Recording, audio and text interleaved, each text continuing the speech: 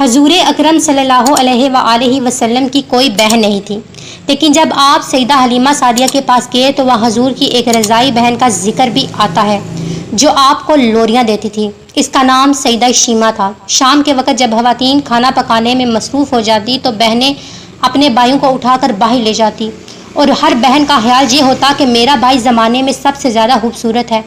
بنو سعد کے محلے میں بچیاں اپنے بھائی اٹھاتی، ایک کہتی میرے بھائی جیسا کوئی نہیں اور دوسری کہتی میرے بھائی جیسا کوئی نہیں۔ اتنے میں سیدہ شیمہ اپنے بھائی سیدنا محمد صلی اللہ علیہ وآلہ وسلم کو اٹھا کے لے آتی اور دور سے کہتی میرا بھائی بھی آ گیا، تو سب کے سر جھک جاتے اور سب کہتی نہیں نہیں، تیرے بھائی کا کوئی مقابلہ نہیں کر سکتا، ہم تو آپس کی بات کر رہے ہیں۔ ابن ہشام سیرت کی سب سے پہلی کتاب ہے، اس میں یہ واقعہ لکھا ہوا ہے۔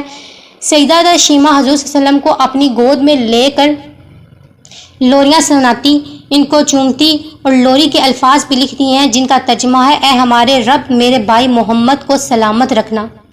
آج یہ پالنے میں بچوں کا سردار ہے، کل وہ جوانوں کا بھی سردار ہوگا، اور پھر جم جاتی۔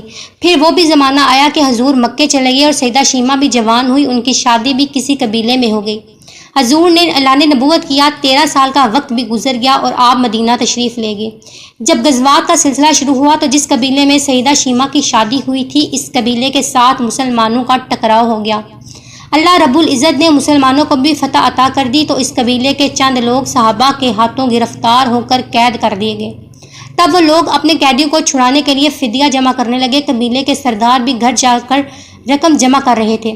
چلتے چلتے وہ سیدہ شیمہ کے گھر پہنچے جو کہ اپنی عمر کا ایک خاصا حصہ گزار چکی تھی۔ کہنے لگے اتنا حصہ آپ کا بھی آتا ہے۔ سیدہ شیمہ نے کہا حصہ کس لیے؟ لوگوں نے کہا جو لڑائی ہوئی اور اس میں ہمارے آدمی گرفتار ہو چکے ہیں۔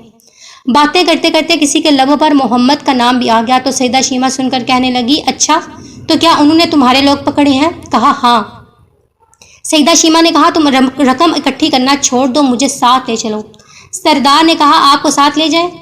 سیدہ شیمہ کہنے لگی ہاں تم نہیں جانتے وہ میرا بھائی ہے۔ قبیلے کے سردار کے ساتھ جب حضرت شیمہ حضور کے نوری خیموں کی طرف جا رہی تھی اور صحابہ کرام ننگی تلواروں سے پہرا دے رہے تھے، وہ مدنی دور تھا۔ سیدہ شیمہ قوم کے سرداروں کے ساتھ جب آگے بڑھنے لگی تو صحابہ نے تلواریں اٹھاری اور پکارا اے دیہاتی عورت رک جا، دیکھتی نہیں آگے کوچہ رسول ہے، بغیر اذن کے جبرائیل بھی نہیں جا سکتا، تم کون ہو؟ سیدہ شیمہ نے جواب میں جو الفاظ کہے ان کا اردو ترجمہ یہ ہے میری راہیں چھوڑ دو، تم جانتے نہیں میں تمہارے نبی کی بہن لگتی ہوں۔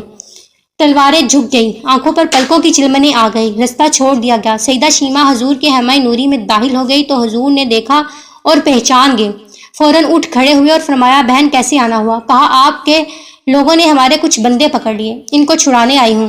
حضور نے فرمایا بہن تم نے زحمت گوارا کیوں کی؟ پیغام بھیج دیتی میں چھوڑ دیتا، لیکن تم آ گئی، اچھا ہوا ملاقات ہو گئی۔ پھر حضور نے قیدیوں کو چھوڑنے کا حکم دیا، اعلان کیا کچھ گھوڑے اور چند جوڑے سیدہ شیمہ کو تحفے میں دے دیے، کیونکہ بھائیوں کے دروازے پر جب بہنیں آتی ہیں تو بھائی خالی ہاتھ نہیں لوٹاتے۔ حضور نے بہت کچھ عطا کیا آپ کو، اور رخصت کرنے خیمے سے باہر تشریف لائے تو صحابہ کی جماعت منتظر تھی۔ فرمایا اے صحابہ آپ جانتے ہیں کہ جب بھی قیدی چھڑا کرتا ہوں تو میری یہ عادت ہے کہ آپ سے مشاورت کرتا ہوں، لیکن آج ایسا موقع آیا ہے کہ میں نے آپ سے مشاورت نہیں کی اور قیدی بھی چھوڑ دیے۔ صحابہ نے عرض کیا حضور مشاورت کیوں نہیں کی؟ ارشاد فرمایا آج تو میرے دروازے پر میری بہن آئی تھی۔